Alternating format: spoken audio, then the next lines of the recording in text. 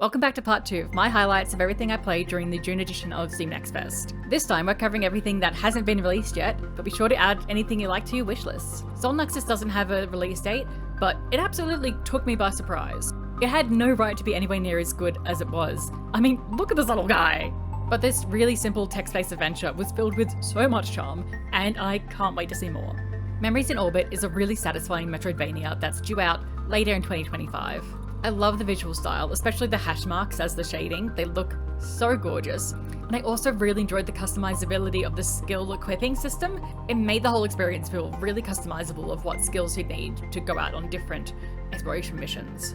Can has a penciled in release date of early 2026, and it's kind of like the grounded older sibling to Jusant.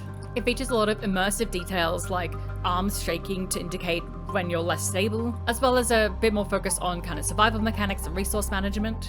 I am so glad that I had a really big fall in my demo so I could experience the recovery and times differences. Recycling comes out November 4 and has you managing a conveyor belt of sorting all the different trash that comes through into your papers, your plastics, whatever.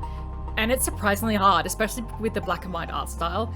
And similar to other games of its nature, it's always introducing new rules, mechanics to really keep you on your toes and start keeping that pressure on you to perform well at your job so you can afford your lunch.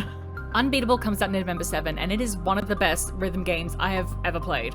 The main action combat and the rhythm games are all fun, it has a really great narrative, and you get to punch cops who are trying to ban you from doing music, so it's real fun. I do however recommend changing the controllers because the defaults really messed with my head, at least in the demo.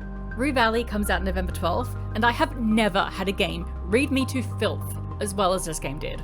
It has such a cool storyline at its core, which I'm not going to spoil anything of here, and I love the mechanic of, during the nights, getting to kind of set some resolution as to what you're going to change when you wake up in the morning. But honestly, I cannot get over how, with 3 sliding bars with a handful of different traits, it absolutely judged me and acted correctly on like social anxieties and depressive angles. If I wasn't already in therapy, this game would be convinced me to go there just based on the hard truths that's been hitting me. Ball Lakes Pit is another one that took me by surprise. I'm not really a fan of the kind of bullet hell, almost Survivor style gameplay, but the way that they involve the kind of breakout mechanics, as well as using those same mechanics in your between run home base situation, is just absolutely fantastic, and I had so much more fun than I thought I would.